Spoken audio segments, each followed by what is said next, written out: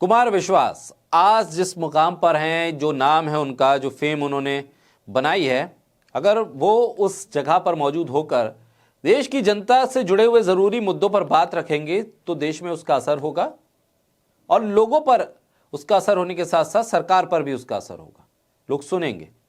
लेकिन बदकिस्मती है, दुर्भाग्य है इस देश का कि वो पिछले कुछ सालों से ऐसा नहीं कर रहे हैं, बल्कि वो अपनी भाषा, अपनी जबान, अपने शब्दों और अपने कद का इस्तेमाल सिर्फ अपने कद को और बढ़ाने के लिए कर रहे हैं। आम जनता के मुद्दों से उन्हें सरोकार नहीं है। एक छोटी मोटी तुकबंदी करके, इधर से उठा के उधर करके लोगों की तालियां बजवाते हैं और फिर उसके एवज में मोटे मोटे बंडल, लिफाफे लेते हैं। पहले आम आदमी पार्टी, फिर कांग्रेस, फिर समाजवादी पार्टी और अब शायद बीजेपी में हाथ पैर मार रहे हैं कि राज्यसभा मिल जाए। कहीं से जुगाड़ हो नहीं रहा। इसलिए कभी कांग्रेस की तारीफ में कसीदे गढ़ते थे, आम आदमी पार्टी की तारीफ में कसीदे गढ़ते थे, समाजवादी पार्टी की तारीफ पे कसीदे गढ़ते थे। अब वो बीजेपी की तारीफ पे कसीदे गढ़ रहे हैं, बीजेपी की मंचों पर चाकरी करते हुए नजर आ रहे हैं ताकि राज्यसभा या कोई बड़ा पद मिल जाए, कोई ऑर्गेनाइजेशन में कोई बड़ा पद मिल जाए, किसी संस्था में बड़ा पद मिल जाए। राज्यसभा ना सही तो कम से कम दर्जा राज्य मंत्री का तो कोई दर्जा मिल जाए। प्रदूषण पे कोई बात नहीं करेंगे, सांप्रदायिकता पर कोई बात नहीं करेंगे, नफरत पर कोई बात नहीं करेंगे, करप्शन पे कोई बात नहीं करेंगे, रोजगार पर कोई बात नहीं करेंगे, पेपर लीक पर कुछ नहीं बोलेंगे।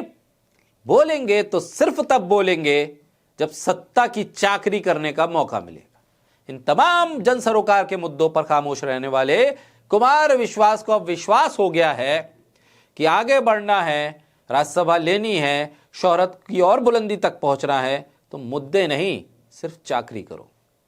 कुमार विश्वास को खूब शोहरत मिली, करोड़ों प्रशंसक बने, लोग समस्याओं से जूझ रहे हैं, वही प्रशंसक उनके। लेकिन डॉक्टर साहब को उनकी आवाज नहीं बनना, उनका आवाज बनना है मंच की, मंच पर बैठे लोगों की, और खासतौर पर मंच पर वो लोग जिनके पास ताकत है, सत्ता है, पैसा है, ऑरा है, उनकी आवाज बनना। कभी केजरीवाल के दौर में डॉक्टर साहब केजरीवाल की खूब प्रशंसा करते थे, तारीफों के पुल बांधते थे। लगता था कि अगर केजरीवाल नहीं तो हिंदुस्तान का भविष्य खतरे में पड़ जाएगा। जब केजरीवाल ने राज्यसभा नहीं दी तो केजरीवाल से बुरा कोई नहीं हुआ। अब जब हर तरफ से उन्हें टाटा बाय बाय कह दिया गया है तो अब लगे हैं भगवाधारियों के मन को मोहने के लिए। कुमार विश्वास अक्सर राहत इंदौरी, मुनव्वर राना के साथ मंच पर होते थे, निजामत करते हुए, संचालन करते हुए, कविता सुनाते हुए, शेर व शायरी सुनते हुए, और इस्लाम और मोहम्मद साहब के कसीदे भी पढ़ देते थे। मुनव्वर राना और राहत इंदौरी के कसीदे पढ़ते थे। उनके किसी के बाप का हिंदुस्तान थोड़ी है जैसे शेरों पर भी वाह वाह और उसकी बेहतरीन तारीफ करते हुए। लेकिन उस वक्त तो वो सेकुलर थे। लगा उन्हें कि हिंदुस्तान में राज्यसभा पाने के लिए सेकुलर होना जरूरी है, इसलिए मंच पर वो बैलेंस बनाकर चलते थे। सत्ता बदली, दौर बदला तो विचारधारा भी बदल दी उन्होंने। विचारधारा तो बदली ही बदली। अब ऐसे हालात हो गए कि उनको लगा कि भाई विचारधारा तो मूर्ख लोग ढोते हैं, ये मूर्खों का काम है। संघर्ष करो, विचारधारा को ढोते रहो, इससे मिलने वाला कुछ नहीं है। इसलिए वो अब दूसरे ही ट्रैक पे चल गए। राहुल गांधी के खिलाफ चुटकुले बनाना, दो अर्थी शब्दों का इस्तेमाल करना शायद कुमार विश्वास से ज्यादा किसी और ने नहीं किया। लेकिन फिर भी विडंबना है कि कांग्रेस में भी कुछ ऐसे दोगले लोग हैं जो कुमार विश्वास को आगे बढ़ाते गए।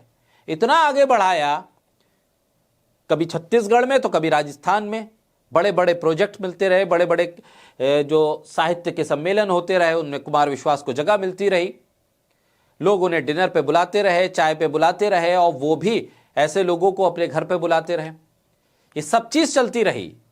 हालात तो ये थे कि जिस कांग्रेस में गांधी परिवार को कुमार विश्वास नकली बता रहे हैं, उसी कांग्रेस के दौर में कुमार विश्वास की पत्नी को राजस्थान में लोक सेवा आयोग का सदस्य बनवाया गया। सवाल अब यह भी है कि कुमार विश्वास जैसे लोगों पर विश्वास कांग्रेस के भीतर के ही विश्वासघाती लोग कर रहे थे शायद, तभी तो कुमार विश्वास उसी कांग्रेस से मलाई खाते हुए राहुल गांधी पर तंज कस रहे थे, चुटकुले बना रहे थे, सोनिया गांधी को टारगेट कर रहे थे। कांग्रेस में जब दाल नहीं गली, या यूं कहें उन्हें पकी पकाई दाल मिलती रही, तो उन्होंने राहुल गांधी और राहुल गांधी के साथ गांधी परिवार में सोनिया गांधी, उनकी प्रशंसा करना या उनके बारे में कुछ अच्छा बोल देना जरूरी नहीं समझा, क्योंकि उन्हें पता है कि भाई और राज्यों में जो कांग्रेस के मुख्यमंत्री हैं वो तो हमें ढोते रहेंगे। कुमार विश्वास को सबसे ज्यादा कांग्रेस शासित राज्यों के मुख्यमंत्रियों ने आगे बढ़ाया। कुमार विश्वास तब भी कांग्रेस को ही कोसते थे। अब कुमार विश्वास की पत्नी को राजस्थान में किसकी सरकार में कौन सा पद मिला, आप लोग तो पता कर लीजिए, और कुमार विश्वास को भी पता है। छत्तीसगढ़ में कुमार विश्वास की सबसे ज्यादा करीबी किस पार्टी के मुख्यमंत्री के साथ थी, सबको पता है। कुमार विश्वास की पत्नी राजस्थान लोक सेवा आयोग की सदस्य मंजू शर्मा, एसआई भर्ती परीक्षा लीक मामले में जब आरोप लगे तब उन्होंने इस्तीफा दे दिया, लेकिन बनी कब थी, कांग्रेस के राज्य में। और अब चल रही है उसकी जांच। सरकार किसकी है वहां, डबल इंजन वाली, यानी सत्ता में बीजेपी है, राजस्थान में भी, जयपुर में भी और दिल्ली में भी बीजेपी है। तो क्या कुमार विश्वास जो ये गलबहिये कर रहे हैं, ये गांधी परिवार को नकली गांधी बता रहे हैं, राहुल गांधी को टारगेट कर रहे हैं, इसलिए कर रहे हैं कि जो जांच चल रही है उस जांच की आंच कहीं कुमार विश्वास के घर तक ना पहुंचे, या फिर राज्यसभा की कुर्सी आम आदमी पार्टी से लेकर कांग्रेस से लेकर समाजवादी पार्टी तक ने नहीं दी तो फिर क्या बीजेपी दे देगी, इसलिए कोशिश पे लगे हुए हैं।